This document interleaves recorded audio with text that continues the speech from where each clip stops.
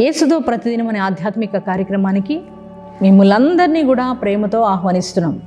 ప్రియ దేవుని పిల్లలారా, ఉదయమే లేచి ప్రార్థించి దేవుని యొక్క వాక్యాన్ని చదివి ఉన్నారు కదా. అలాగే ప్రతి దినము దేవుని యొక్క వాగ్దానాలు వింటూ మీరెంతగానో దీవించబడుతున్నారు కదా. మరి మీరు మాత్రమే దీవించబడటం కాదు, కానీ మీరు అనేక మందికి దీవెనకరంగా మార్చబడినట్లుగా ఈ యొక్క వాగ్దానాలు అనేక మందికి షేర్ చేయవలసిందిగా ప్రేమపూర్వకంగా మనవి చేస్తున్నాం. అలాగే ప్రతి ఉదయం మరి ఎంత చక్కటి వాగ్దానం ప్రభు నీకు ఇస్తున్నారు కదా.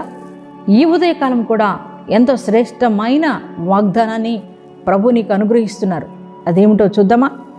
ఎఫెసీయులకు రాసిన పత్రిక 3వ అధ్యాయము 21వ వచనాన్ని చదువుకుందాం. మనము అడుగు వాటన్నిటికంటేను ఊహించు వాటన్నిటికంటేను అత్యధికముగా చేయ శక్తి గల దేవుడు. ప్రైజ్ ద లార్డ్, హల్లెలూయా.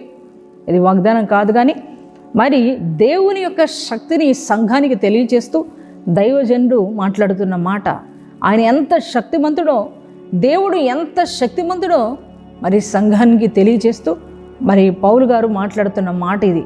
మన దేవుని బిడ్డ, దేవుడు మనము అడుగు వాటన్నిటికంటేను ఊహించు వాటన్నిటికంటేను అత్యధికంగా చేయగలిగిన శక్తిమంతుడు మనం ఆరాధిస్తున్న యేసయ్య. నీ అవసరతను బట్టి నీ తల్లిదండ్రుల దగ్గరికి వెళ్ళి నువ్వు అడిగినప్పుడు వారికి నీకు సహాయం చేయలేకపోవచ్చు. నువ్వు అడిగింది నీకు వారు నీ తల్లిదండ్రులు ఇవ్వలేకపోవచ్చు. నువ్వు అడిగింది నీ యొక్క బంధువులు నీకు ఇవ్వలేకపోవచ్చు. నువ్వు అడిగింది మరి నీ యొక్క రక్త సంబంధికులు ఇవ్వలేకపోవచ్చు. నువ్వు అడిగింది నీ యొక్క స్నేహితులు నీకు ఇవ్వలేకపోవచ్చు.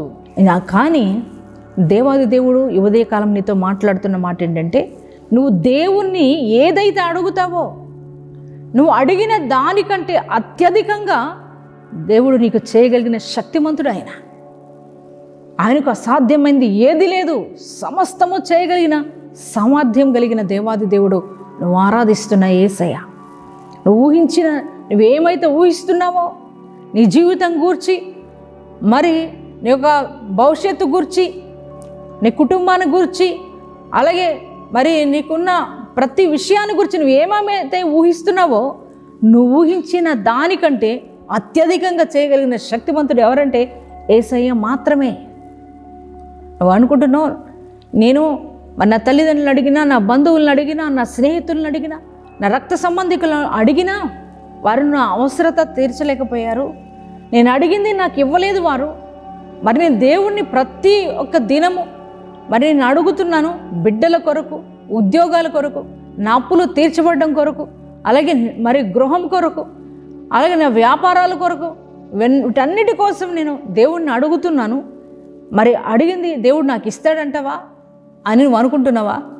దేవుడి ఉదయకాలం నీతో మాట్లాడుతున్నాడు.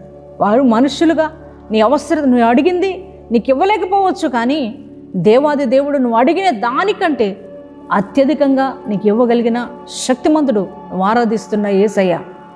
చూడు, ఒకరోజు మరి హన్న దేవుని దగ్గరికి వచ్చి అడిగింది, అయ్యా నాకు ఒక బిడ్డనివ్వు ప్రభువా అని అడిగింది. నా నిందను తొలగించు అయ్యా, నా వేదన తొలగించు, నా కన్నీరు తొలగించు, నాకు ఒక్క కుమారుణ్ణివ్వయ్యా అని దేవుని సన్నిధిలో అడిగినప్పుడు హన్న ఒక్క కుమారుణ్ణి అడిగింది. కానీ మరి దేవాది దేవుడు హన్నాకు మరి ఇంకా 5 బిడ్డలను దేవాది దేవుడు హన్నాకు అనుగ్రహించాడు.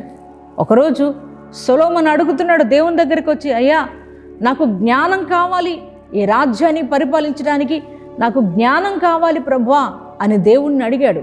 దేవాది దేవుడు మరి తను అడిగింది జ్ఞానమే, కానీ ఆ సొలొమోనుకి సర్వ సంపదలు కూడా దేవుడు అనుగ్రహించి ఉన్నాడు. ప్రియమైన దేవుని బిడ్డ, నీ దేవుడు నువ్వు అడిగిన దానికంటే అత్యధికంగా ఇవ్వగలిగిన శక్తిమంతుడు.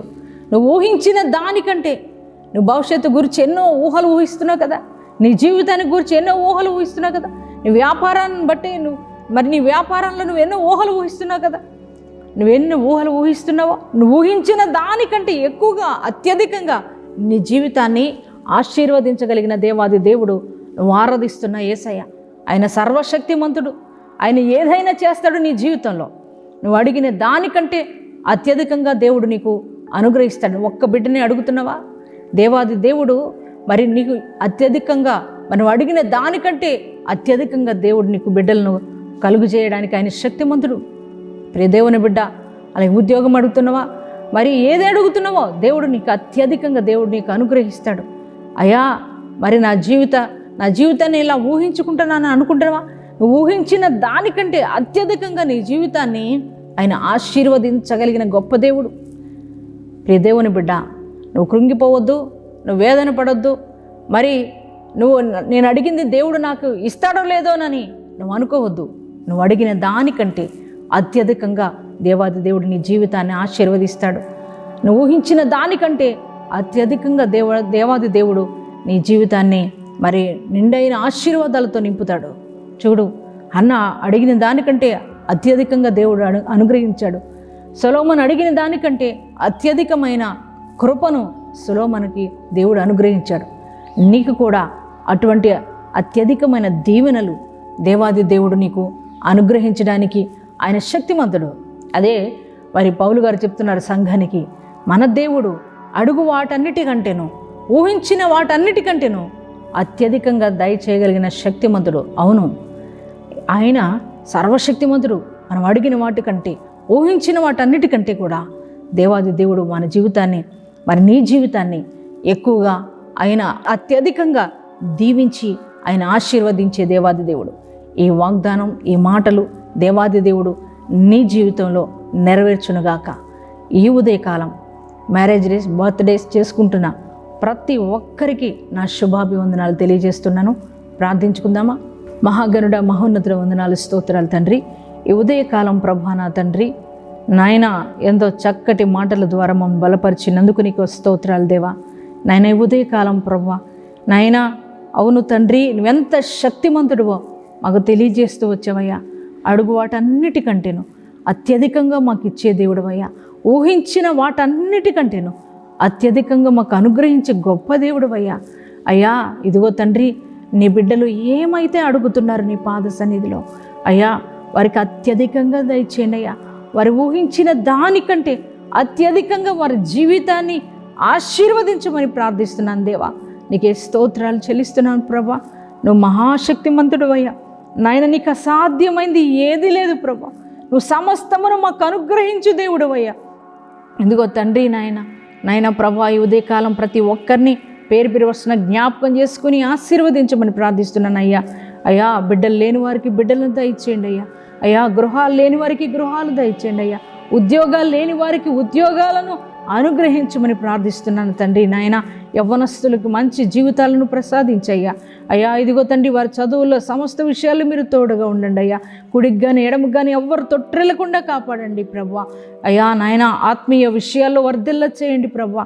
అయ్యా ఇదిగో తండ్రి ప్రభా నాయన, అలాగే తండ్రి నాయన ప్రభా, అనారోగ్య పరిస్థితులు ఎవరైతే ఉన్నారో వారిని నాయన ముట్టండి ప్రభా. వారికి సంపూర్ణమైన స్వస్థత దయచేయమని యేసుక్రీస్తు నామం పేరట ప్రార్థన చేస్తున్నాం తండ్రి. ఆమెన్.